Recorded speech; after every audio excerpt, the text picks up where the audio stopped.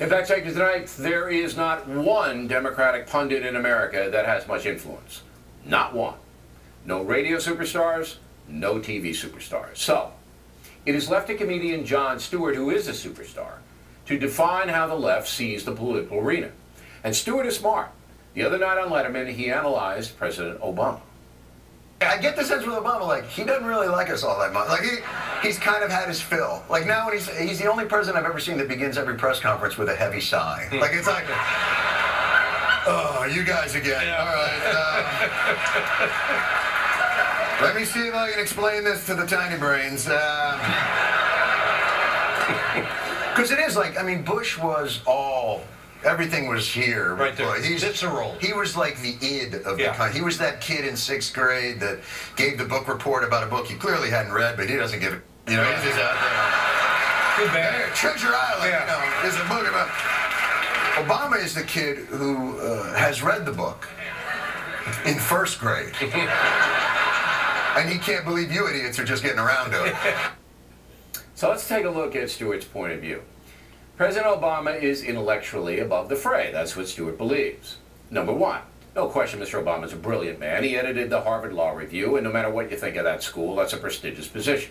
Number two, Mr. Obama was raised primarily by his grandparents in Hawaii and had few advantages as a child, so he obviously developed his intellect, and you have to give him credit for that. Number three, but being intelligent and effective are two very different things. I believe the president does not understand macroeconomics. He does not realize the danger he's putting the nation in by running up trillions of dollars in debt. Now, I am very well aware that some of you disagree with me.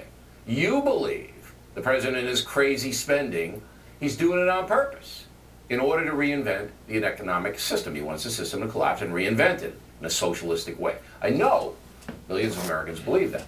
But the evidence that I have points to the fact that Mr. Obama simply does not believe that the massive debt is going to come back to bite him. And believe me, it will. Problem is, he's not the only one who's going to get teeth marks. We're all going to get them. Now, Harry Truman was not a brilliant man, but he was a very effective president because he had common sense. Same thing with Ronald Reagan. Not a brilliant thinker, but a very, very good when it came to instituting policies that worked. So while President Obama may be Woodrow Wilson's intellectual equal, his economic policies are simply not working. Now, after dealing with Mr. Obama, Stewart turned his attention to Mitt Romney.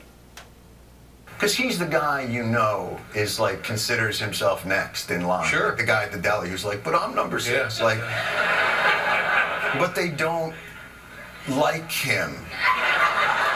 The voters. Yes.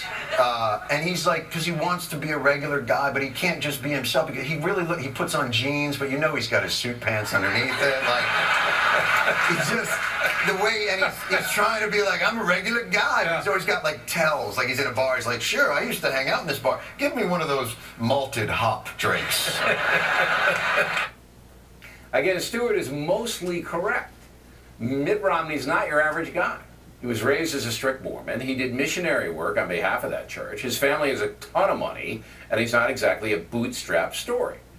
But the governor is a likable guy. I've known him for years. There's nothing malevolent about him. And what's holding Romney back is his failure to feel the conservative positions that he espouses. Therefore, some voters believe Romney's not sincere, not authentic. I don't happen to believe that, but it could be true. Could be true. I don't know the governor that well. Maybe he is a charlatan. So in the end, you have two men, Barack Obama and Mitt Romney, who are both distant from the folks. And that was Stewart's analysis, and he's right about that. Plenty more ahead as a factor moves along this evening.